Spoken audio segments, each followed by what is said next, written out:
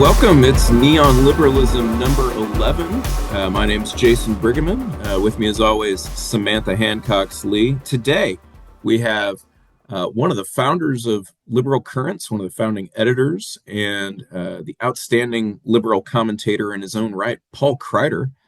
Paul's here to talk with us about immigration in the new age of Trump. Trump 2 is upon us.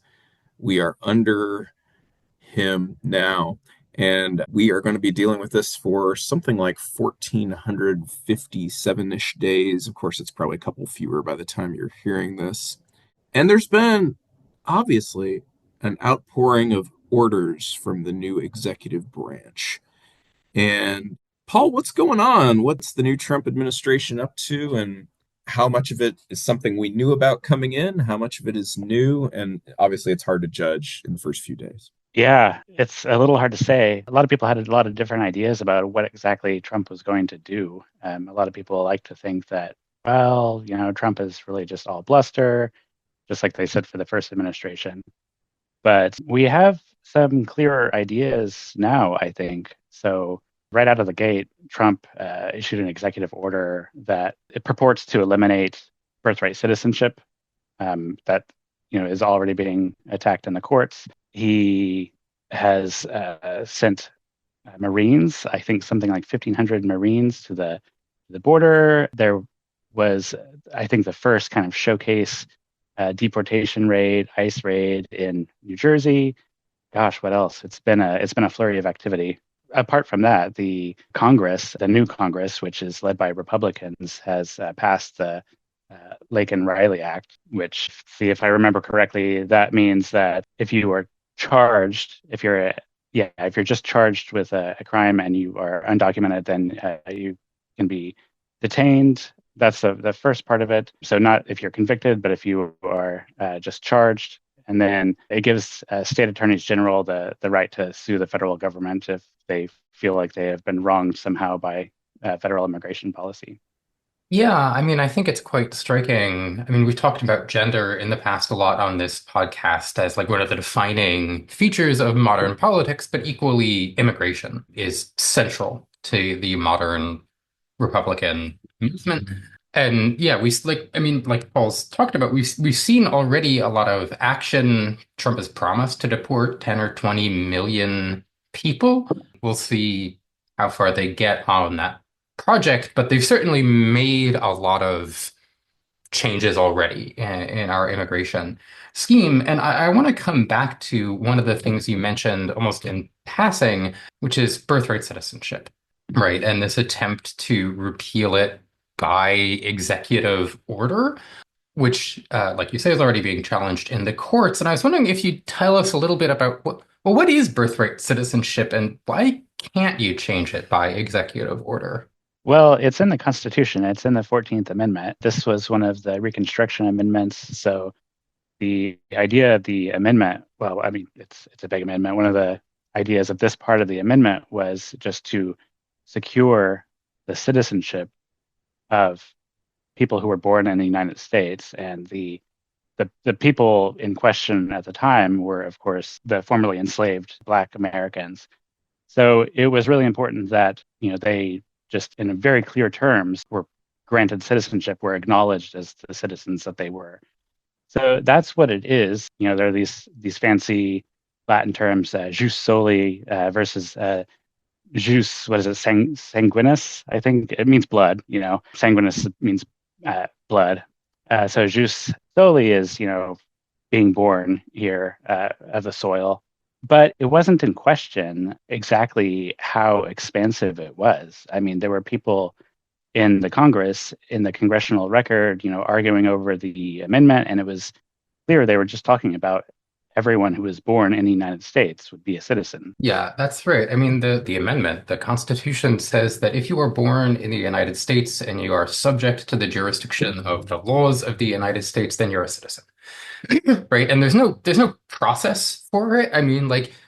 There is no, I don't have like citizenship paperwork. No one, Right. like, unless you're naturalized, you don't. You have a birth certificate. And merely being born here, that's enough to be a citizen. That little rider about, subject to the laws of the United States is basically what that's about is foreign diplomats. And to show, like, if you're on diplomatic immunity in the United States, then you're not subject to the laws of the United States, but everybody else is, right? We say, yeah, if you commit a crime in the United States, we have the right to do something about it. That's what it means to be subject to our laws. And that's, everybody who, unless they have some special dispensation in the form of diplomatic immunity, right? And this was argued, I mean, like you say, in the initial debate, like clearly people understood that this was about the formerly enslaved.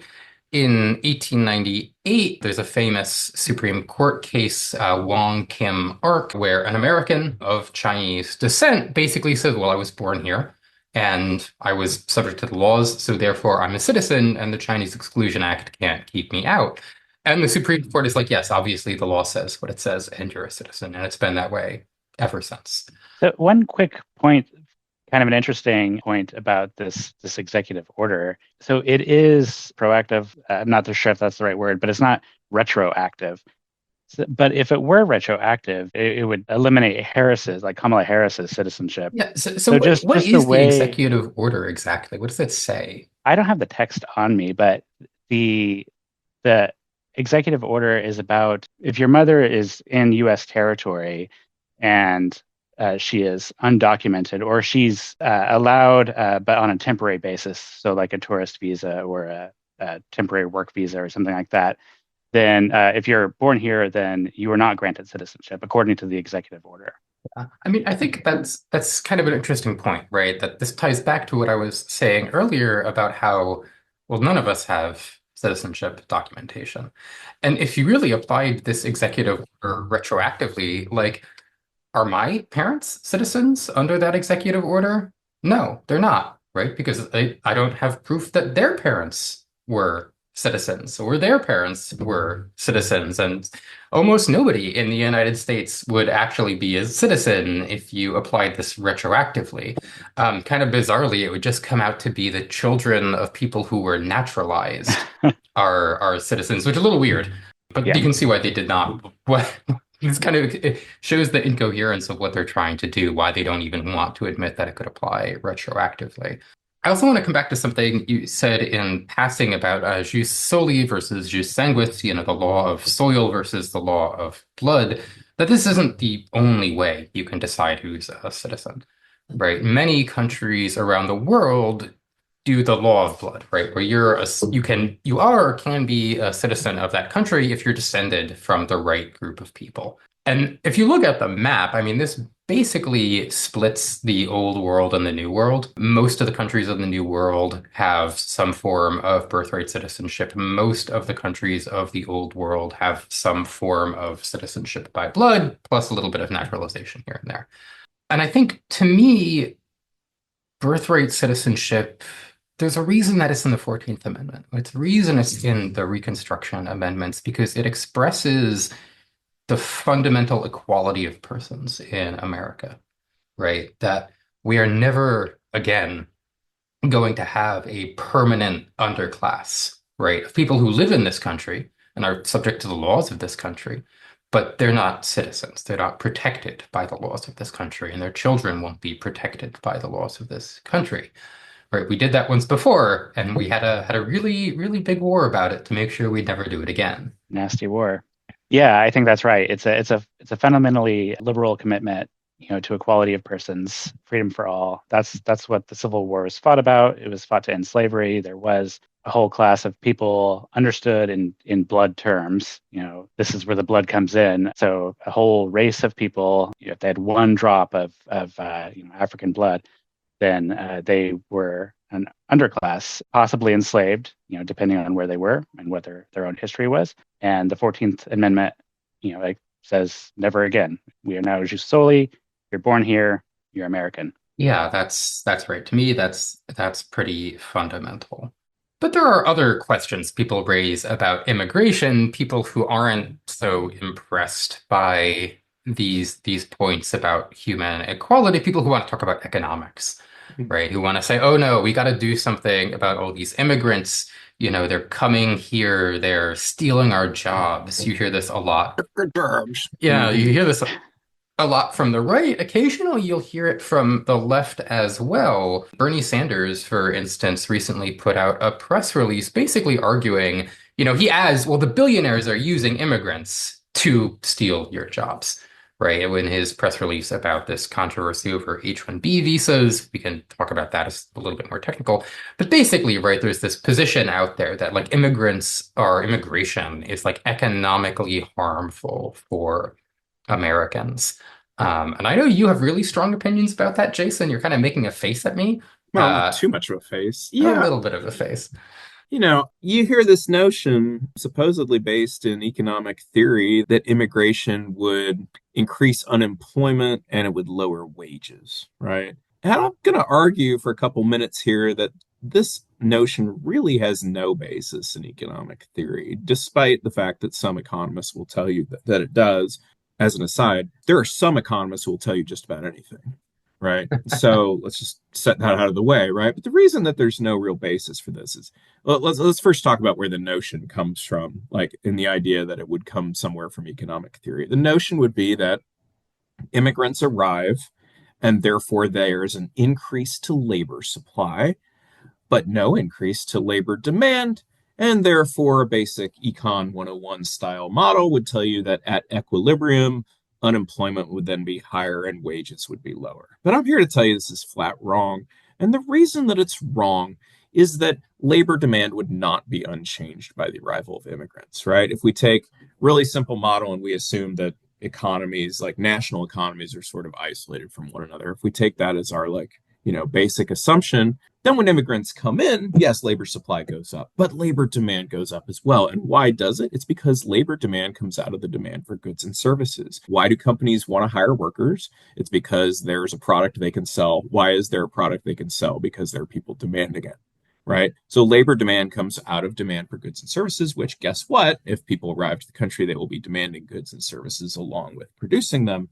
And so, properly, as the population increases, as there are more people, well, those people go to work, but those people also try to buy things. And therefore, we would expect the Econ 101 model, correctly understood, would say shouldn't be any change at equilibrium, really. Now, to emphasize why I'm right? Because people are going to Yeah, no, I like this comparison. people This are is gonna be fun. people are going to say like, but some economists say, Jason, you're just you, right? Let's make a couple comparisons, and the comparisons I want to make are to new college graduates and new babies. Okay, so let's think about what happens when someone graduates college, right? That person has not been part of the labor supply, but they have been a consumer, and now they enter the workforce, right? So, what's the net change overall? It should be that we actually do, in that situation, have a boost to labor supply, no boost to demand for goods and services, and therefore no boost to labor demand. And so, actually, new college graduates actually should, in theory, in Econ 101, that could be increasing unemployment and reducing wages for the rest of the people. Like that would make sense on some level. Maybe it would make a little sense, right? Now let's turn to new babies. New babies, on the other hand, they come into the world as consumers, but not producers. And therefore, the birth of a new baby should boost the demand for goods and services, and therefore boost labor demand, but not boost labor supply. And therefore, actually, new babies should drive unemployment down and drive wages up. But then we see by this comparison, why am I making this ludicrous comparison? Because by this comparison, we can see the logic of the argument that immigrants shouldn't have an effect. Immigrants, as they cross the border, are new producers and new consumers in your economy. So there should be a boost to labor supply and labor demand. And like we shouldn't expect much equilibrium change in unemployment and wages. There's my Econ 101. And the obvious conclusion from this, like politically, you would think would be, well, it's ludicrous to argue on that basis that we would restrict college graduation or that we would restrict babies. And then, in fact, if the prediction is there's no effect from immigrants, like there's just no case for this whatsoever in my mind. Now, there have actually been a lot of empirical studies of this as well, right? That's a purely theoretical exposition, right? But like there's been empirical studies as well, several of them, and guess what? They find no effect on unemployment and wages, generally speaking, from immigration. So the empirics confirm what I think a sensible reading of Econ 101 would say. And, that would be what I would say about this. Yeah, so I do want to. There's something you mentioned about you can find an economist who will say anything. And this is something we kind of talked a little bit about on our episode about trans healthcare with Vigus about how, well, when you're trying to construct a narrative, you find the guy who says what you want to say, and then you repeat it a lot. And if you look over the academic literature on immigration, there really is one name, just one that comes up over and over and over and over again on the restrictionist side. And he's like, I mean, this guy, Borjas, is clearly just out there. He's just looking for a result and he'll do any kind of p-hacking to find it. And everybody else who looks at this from an objective perspective, they find that immigration does not actually reduce wages or reduce employment for exactly the reasons that you said, is immigrants come here and they work hard and they produce stuff and they earn money and then they take it around and they spend that money on other stuff and other goods and other services. And that is the great engine of the economy that we all live in, is that we all work and we all produce and we all consume, and it works out well for all of us when it's running correctly. So yeah, I find the economic arguments against immigration, they're intuitive for people. There's a kind of a neat story to tell about them, but they're basically specious. There is no economic cost to immigration.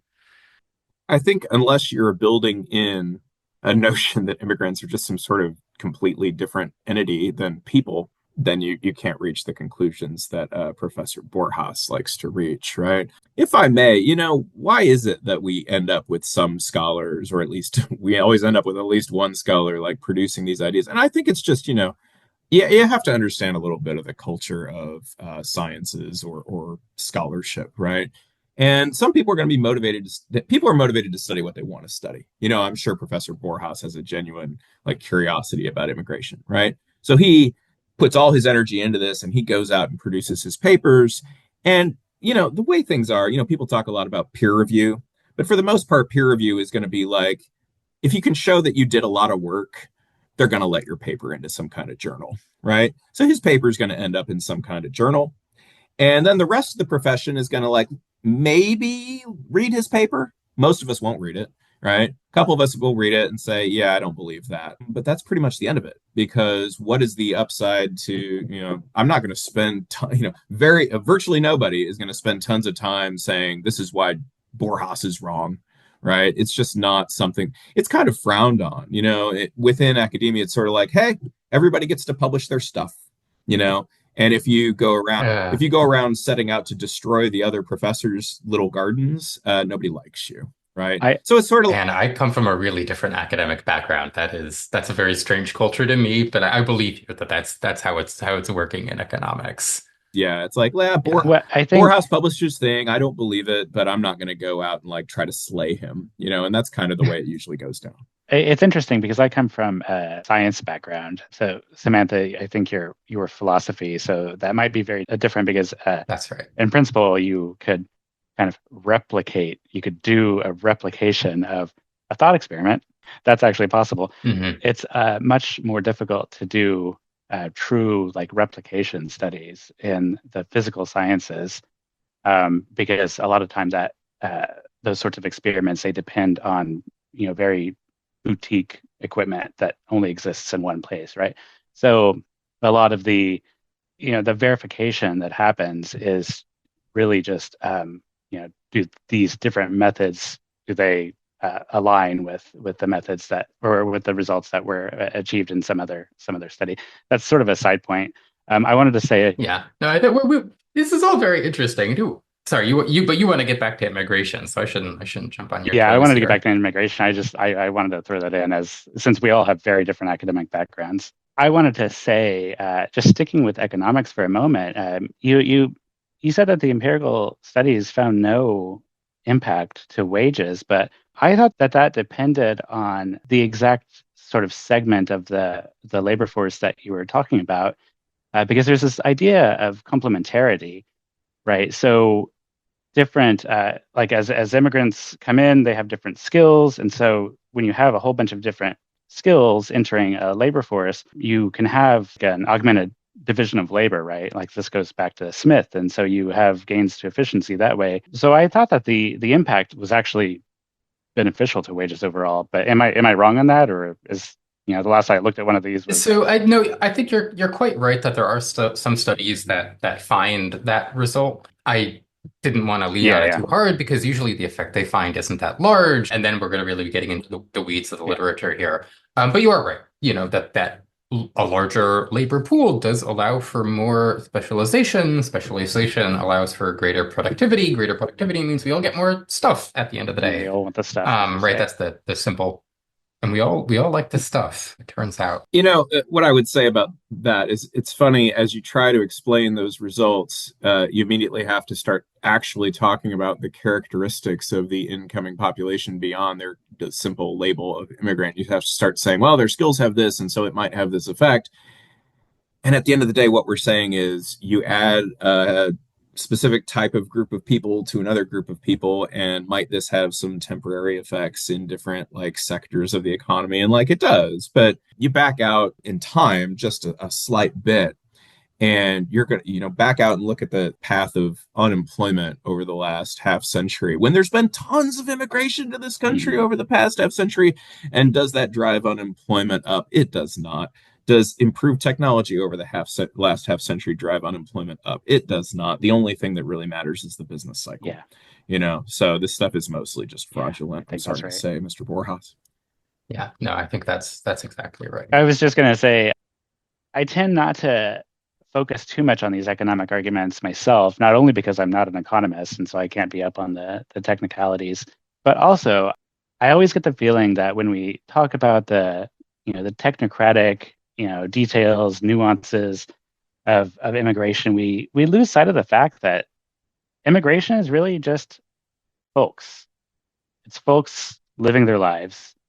They are people who are moving to some new place. I grew up in Oklahoma. I moved to California. And the reasons for that were graduate school, but it was also to escape Oklahoma because, no offense to our red state listeners, maybe a little bit of offense, Oklahoma is not the greatest place. And I felt a greater cultural affinity with the Bay Area of California, right? So, and I also spent a year in Germany doing a postdoc. And why did I do that? Well, it's because I could get a postdoc there, so that was part of it. I couldn't get a job because I graduated in 2010, and the labor market wasn't very friendly to me at the time. But I also had an affection for Germany.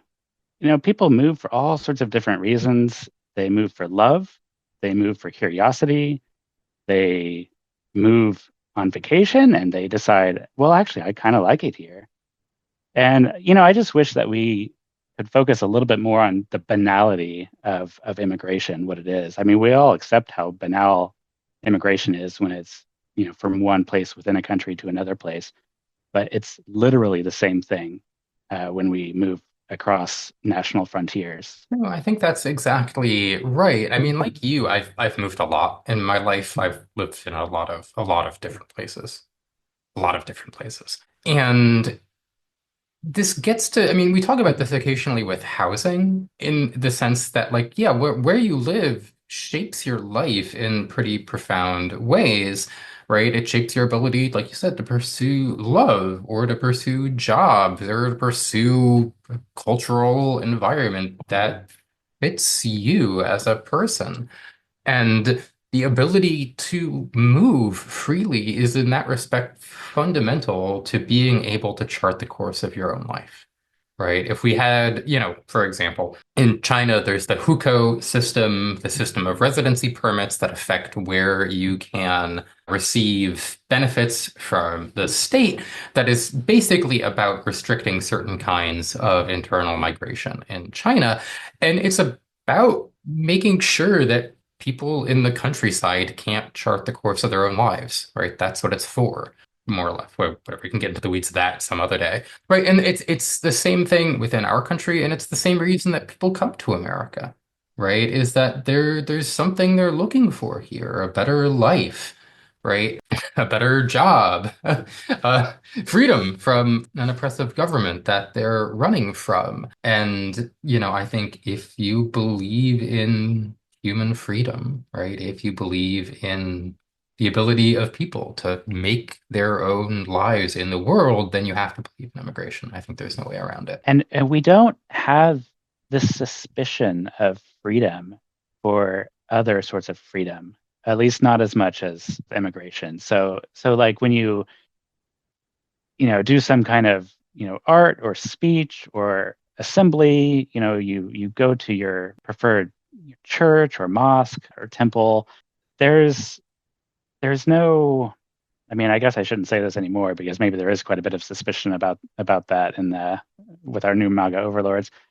But we just accept that people are different, right? And people are kind of doing their own things for their own reasons, and we don't worry about the national like economic impact as much of somebody just publishing a book or going to a movie or making a movie, right? Like you have just a kind of an assumption of freedom there that you don't get with immigrants who are just like choosing a new place to live. And I think it's interesting to ask why. Like why is immigration so different when the economic impacts, like nobody is really hurt. I think we've covered that. Nobody is really impacted in a negative way. So why do people care? Yeah, I mean, I think this is definitely something I want to talk about, right? Is the politics of fear and the sense that a lot of our immigration politics, especially, are driven by fear. And unfortunately, that means I have to, talk about how the right sees these things, what their fears are.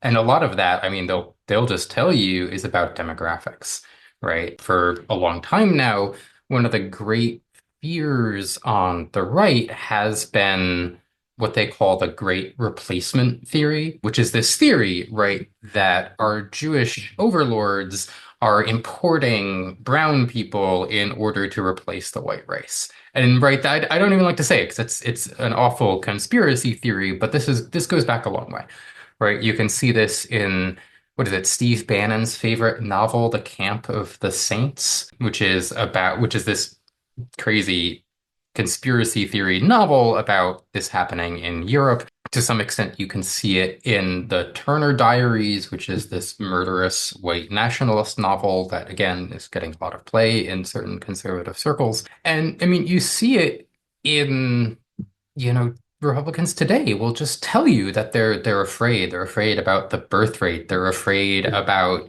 the changing demographics of our nation and blah, blah, blah, blah, blah. And they'll tell you this from their basement in their suburb where none of this is happening. And they're literally imagining a lot of things that are happening, where Fox News is telling them these things are happening that aren't happening, right? No, I think that's exactly right. I mean, you look at who is afraid of immigrants, and it's people who don't know immigrants, right? The largest anti-immigrant sentiment, you can find it in the places with the fewest immigrants. Yeah, I think that's empirically confirmed. Was a really interesting study that came out of Germany, where for various reasons, Germany had a big wave of immigration. Those immigrants got settled quasi-randomly around the country, and so it made for a really nice natural experiment about does the presence of immigrants drive anti-immigrant backlash? And the answer seemed to be like on a national level, people were afraid of increasing immigration numbers, but if they actually lived around immigrants, they weren't, right? That it was the places that did not get refugee resettlement that were most afraid of refugees. Yeah, that makes me think of one thing that really bothers me about, because I've this is an interest of mine. I've read a little bit about, the ethics of immigration and, the philosophy of immigration. And there's a certain amount of like sane washing of the closed border mindset, right? And you get this even with like liberal philosophers, where there is often just an assumption that the state must have like a very strong right to control immigration. And It's frustrating because the arguments also often like they're not successful from my perspective, but they all just sort of ignore what the actual reasons are for anti-immigrant sentiment. And it's just racism. It's just xenophobia, right? That's always why we are closing our borders. That's always why we're restricting immigration from different quote unquote races, from people that we're scared of, from people of different religions that we fear. It's always, just xenophobia. It's just racism. No, I mean, right, like Trump's like the famous Muslim ban from Trump's first term. He just he called like it was always called the Muslim ban because he called it the Muslim ban because he wanted to ban Muslims. And then afterwards they dressed it up in a little bit of legalistic language to like make it pass legal muster. Yeah. But it was a ban on a religion or an attempt to ban a particular religion. And I mean, to kind of just how to put this. We talked a lot about how these fears are just kind of mythical. And I think to understand why they're kind of mythical, you have to talk about the numbers. That if you look at the actual demographics of America, something like 1% of the total American population, or whatever, we receive in immigration a number of about 1% of the total population, give or take. And that means over time that right now, I mean, I would have to check these numbers again, like checked them a couple of years ago, can't have changed that much. About 28% of the entire American population was either immigrants or children of immigrants, right? That's more than one out of every four people in this country is either an immigrant or a child of immigrants. And so we're already living in a nation of immigrants, right? We are already living in a world where millions and millions of people have come to America.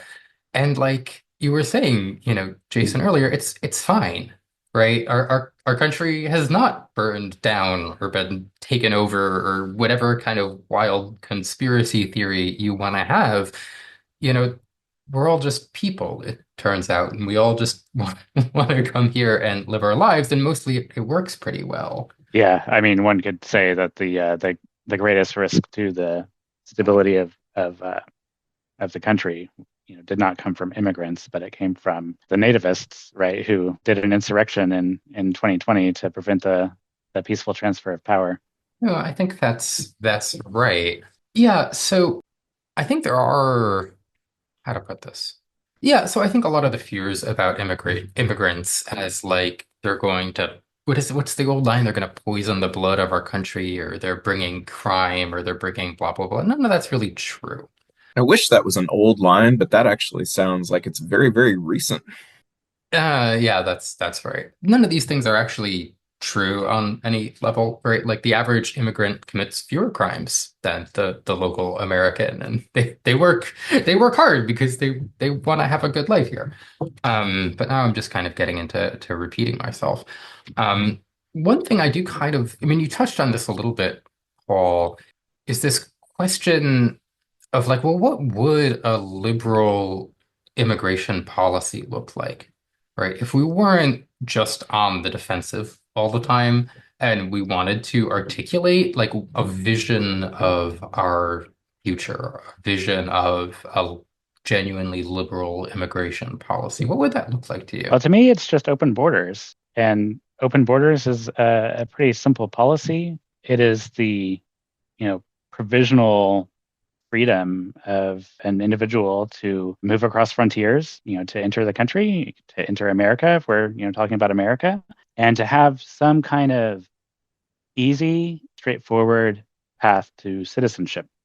So of course, you move into the country, you don't immediately become a citizen. That's a little bit silly because you have things like tourists.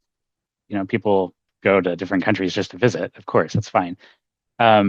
But you have a straightforward path. And with that comes, all of the rights and freedoms that accompany citizenship. That is open borders to me.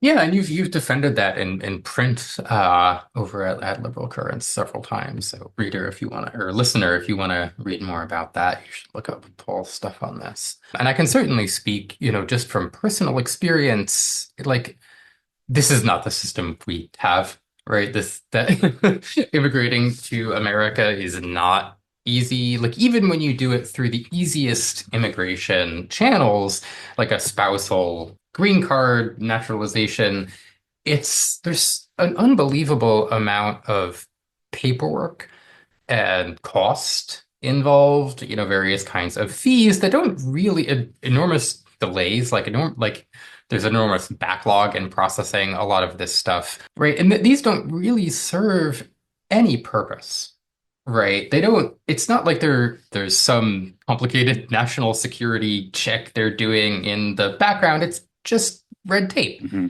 right? It's just a lot of paperwork and a lot of time and a system that's designed, intended to restrict the flow of people into America.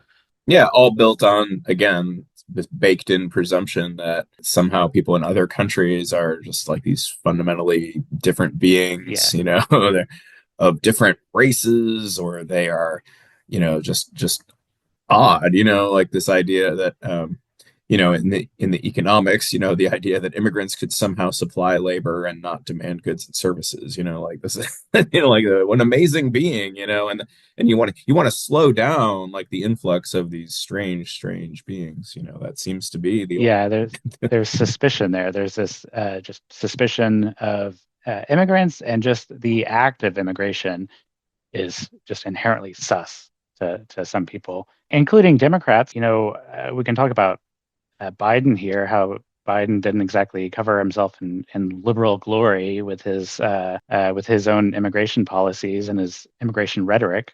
If you get into the weeds, Biden actually made it quite a bit easier for some people to immigrate, and I think that's important to recognize because people on my side of the aisle often don't give Biden credit for that. But there was no Biden open borders policy like Trump liked to claim. No, I think this is an interesting point, is that like you say, if you looked in practice, what was Biden doing? He was trying to make it easier to immigrate to America. But he paired this with a lot of rhetoric about how he was securing the border and there was a crisis at the border and we needed to secure the border and blah blah. And so you've seen a lot of Democrats think that they can kind of get away with this, that we're going to say one thing to kind of allay fear. And then on the other hand, we're going to do, material things that will, be good and like also win us the support of immigration advocates. And you look at how this shakes out in practice, and basically what actually happens is you don't get either one, Mhm. right? The immigration advocates are put off by your rhetoric, and the nativists are never going to like you because you're a Democrat anyways. And even more importantly, you're giving them rhetorical support, right? When you adopt this idea that there is a mass of dark hordes at the border and we need to like be afraid and build a wall, and like that feeds into a public perception that this is all real, right? This is a failure of leadership, a failure of communication, a failure to fight and win the war of ideas that says, like we've been talking about here, that immigration is good, actually. It's good for all Yeah, of I mean, if you us. look at the rhetoric of Kamala Harris's campaign, her platform, she kind of equated immigrants with fentanyl. Like every time she talked about immigrants, she literally mentioned fentanyl, and how like in her immigration, if you look at the campaign website and all the stuff, there's the different pages with different issues. The immigration page, like, just talked about the fentanyl crisis, and that whatever your policies are, maybe you're making things slightly easier to immigrate, you're increasing the number of immigration judges, things like that. You are empowering this narrative of immigrants equal danger. And I think if we are ever going to turn the page on this and make progress on liberal immigration, I think we really have to get to a point where we are prepared to argue with our chests and say, like, immigration is good. We are a nation of immigrants. We lift our lamp beside the golden door, right? Give us your huddled masses, yearning to breathe free. Make make America the shining city on the hill. Yeah. No, I think I mean, you can quote the new Colossus. You can also quote President Reagan, right? And his farewell address to the nation. He said there was a shining city on a hill. What's the line? And if there had to be a wall, the wall would have a door, and the door would always be open. Mm-hmm. Some good words to close on. I want to thank Paul for coming on today, and thanks, Samantha, as always, for carrying the lamp of neon liberalism forward. If you enjoy this podcast, if you enjoy the essays and writings on our host, the publication Liberal Currents at liberalcurrents.com, we do ask that you support us. We are entirely funded, to the extent we are funded, by you. And at patreon.com/liberalcurrents, you can contribute and help keep us going and help us publish more, because the money basically goes straight into the pockets of our authors, which is all we can muster. So we thank you and hope to see you again or have you hear us again next time.